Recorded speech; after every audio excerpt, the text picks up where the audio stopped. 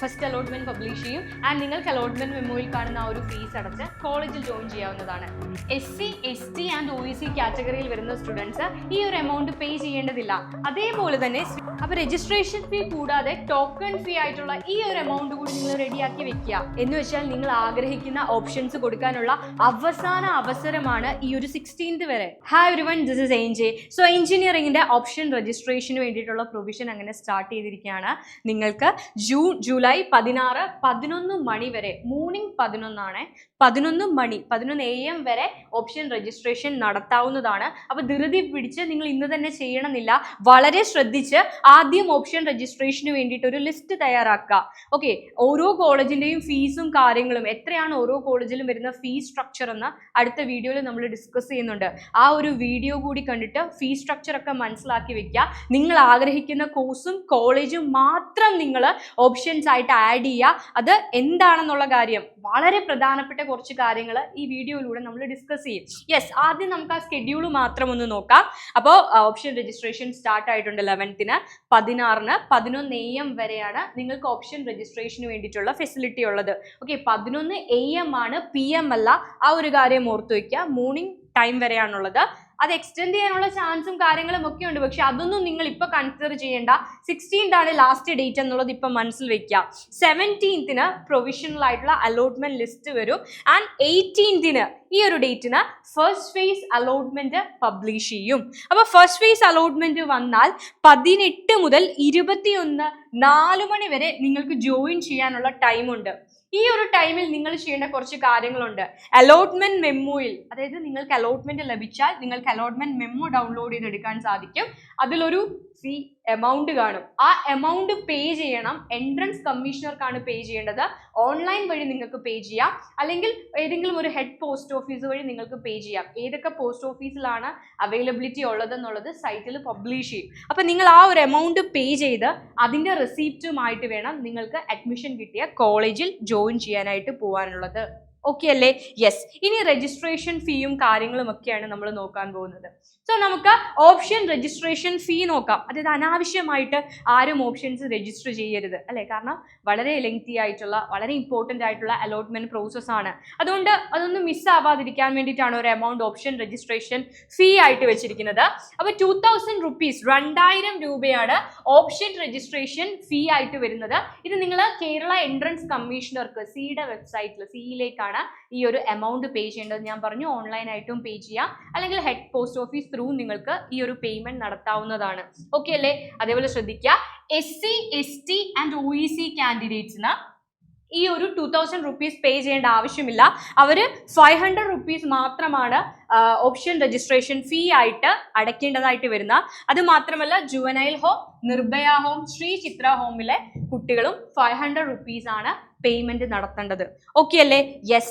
And ഇനി നിങ്ങൾക്ക് allotment ലഭിച്ചെങ്കിലോ, allotment കിട്ടി ഏതെങ്കിലും കോളേജിൽ ജോയിൻ ചെയ്യാൻ സാധിച്ചാൽ ഈ ഒരു രജിസ്ട്രേഷൻ ഫീ നിങ്ങളുടെ ട്യൂഷൻ ഫീസിൽ റെഡ്യൂസ് ചെയ്യും. ഇനി SC, ST, OEC കാൻഡിഡേറ്റ്സ് ആണെങ്കിൽ അവരുടെ കോഷൻ ഡെപ്പോസിറ്റിലായിരിക്കും ഇത് വകയിരുത്തുക.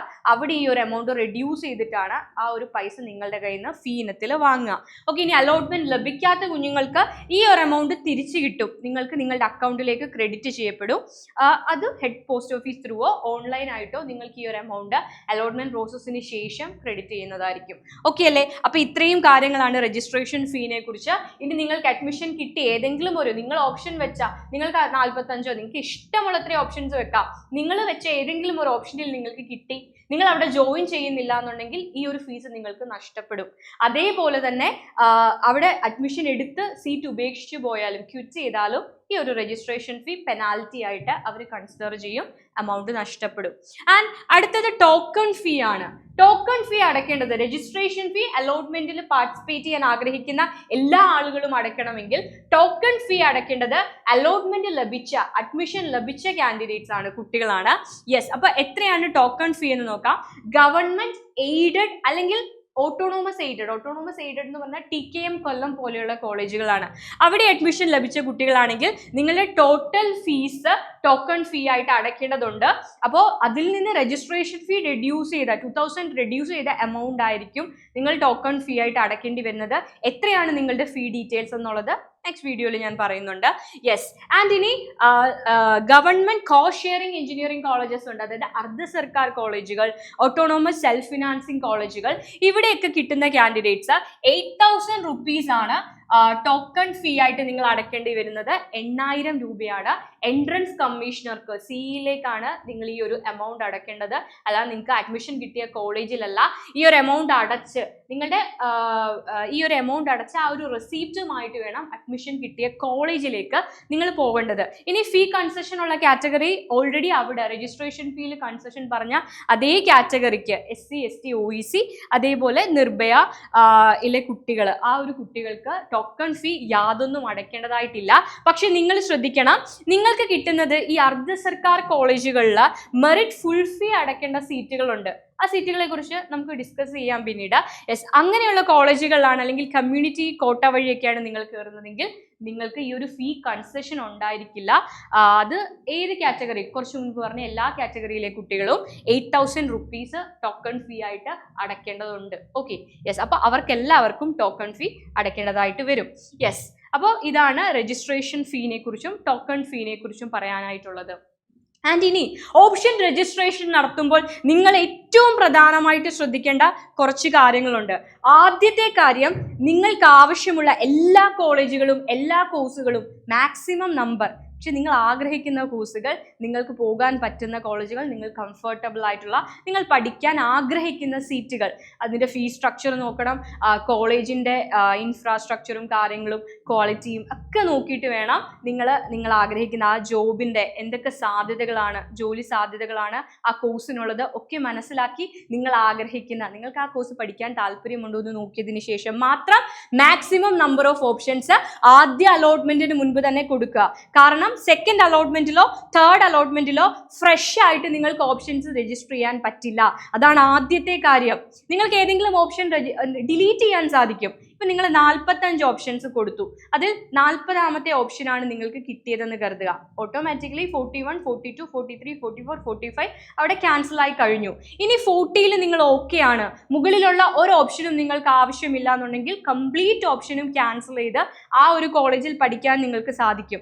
അല്ലെങ്കിൽ സെക്കൻഡ് അലോട്ട്മെന്റിലേക്ക് പോകുന്ന ടൈമിൽ ഏതെങ്കിലും ഓപ്ഷൻസ് ഡിലീറ്റ് ചെയ്യാനായിട്ടും സാധിക്കും. ഡിലീഷൻ ഓപ്ഷൻ ഉണ്ട്, റീഅറേഞ്ച് ചെയ്യാൻ സാധിക്കും. നിങ്ങൾ ഫസ്റ്റ് വെച്ച ഓപ്ഷൻ നിങ്ങൾക്ക് താല്പര്യമില്ല എന്നുണ്ടെങ്കിൽ, ഫസ്റ്റ് അലോട്ട്മെന്റിൽ അവിടെ കിട്ടിയിട്ടില്ല എന്നുണ്ടെങ്കിൽ സെക്കൻഡ് അലോട്ട്മെന്റിലേക്ക് പോകുന്നതിന് മുൻപ് നിങ്ങൾക്ക് ഓൾട്ടർ ചെയ്യാൻ സാധിക്കും.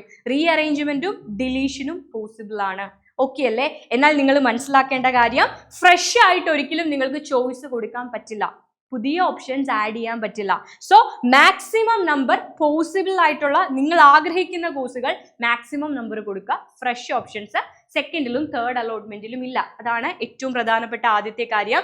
നിങ്ങൾ പോകാൻ ആഗ്രഹിക്കുന്ന കോളേജും കോഴ്സും മാത്രം ഓപ്ഷൻ ആയിട്ട് നൽകുക എന്നുള്ളതാണ് രണ്ടാമത്തെ കാര്യം. നിങ്ങൾ അവിടെ പഠിക്കാൻ ആഗ്രഹിക്കുന്ന കോഴ്സും ഇതും മാത്രം സെലക്ട് ചെയ്യുക. കാരണം ഫെർദർ അലോട്ട്മെന്റ്സിൽ നിങ്ങൾക്ക് മാറ്റം കിട്ടുന്നില്ല, ഹയർ ഓപ്ഷൻസ് കിട്ടുന്നില്ല എന്നുണ്ടെങ്കിൽ ആ കൊടുക്കുന്ന കോളേജിൽ തന്നെ കണ്ടിന്യൂ ചെയ്ത് പഠിക്കേണ്ടതായിട്ടുണ്ട്.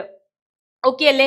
യെസ്, അതേപോലെ ചില ആളുകളുടെ റിസൾട്ട് വിത്ത്ഹെൽഡ് ചെയ്തിട്ടുണ്ടായിരിക്കും, തടഞ്ഞു വെച്ചിട്ടുണ്ടായിരിക്കും. ആ ആളുകളും എന്ത് ചെയ്യുക, ഓപ്ഷൻ രജിസ്ട്രേഷൻ നടത്തുക.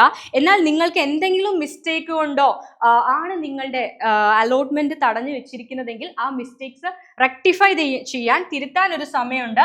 16-ന് മോർണിംഗ് 11 മണി വരെയാണ് നിങ്ങൾക്കത് ക്ലിയർ ചെയ്യുക. ഡിഫക്ട്സ് എന്തെങ്കിലും ഉണ്ടെങ്കിൽ ആ ഡിഫക്ട്സ് ക്ലിയർ ചെയ്യാനുള്ള ടൈം. ആ ഡിഫക്ട്സ് ക്ലിയർ ചെയ്തില്ല എന്നുണ്ടെങ്കിൽ നിങ്ങളെ അലോട്ട്മെന്റ് പ്രോസസ്സിലേക്ക് കൺസിഡർ ചെയ്യില്ല. അപ്പോൾ എന്തെങ്കിലും ഡിഫക്ട്സ് വന്ന് അലോട്ട്മെന്റ് വിത്ത്ഹെൽഡ് ചെയ്തിരിക്കുന്ന, റിസൾട്ട് വിത്ത്ഹെൽഡ് ചെയ്തിരിക്കുന്ന കുട്ടികൾ അതിൻ്റെ ഡിഫക്ട്സ് 16-ന് മോർണിംഗ് 11-ന് മുൻപായിട്ട് റെക്ടിഫൈ ചെയ്യുക. ഓക്കെ അല്ലേ? അപ്പോൾ ഇത്രയും പ്രധാനപ്പെട്ട കാര്യങ്ങളാണ്. ഫീ സ്ട്രക്ചറും ഡീറ്റെയിൽസും നെക്സ്റ്റ് വീഡിയോയിൽ നമ്മൾ ഡിസ്കസ് ചെയ്യുന്നതാണ്. സോ വളരെ കെയർഫുൾ ആയിട്ട് ഓപ്ഷൻസ് രജിസ്റ്റർ ചെയ്യുക. All the very best. Bye bye.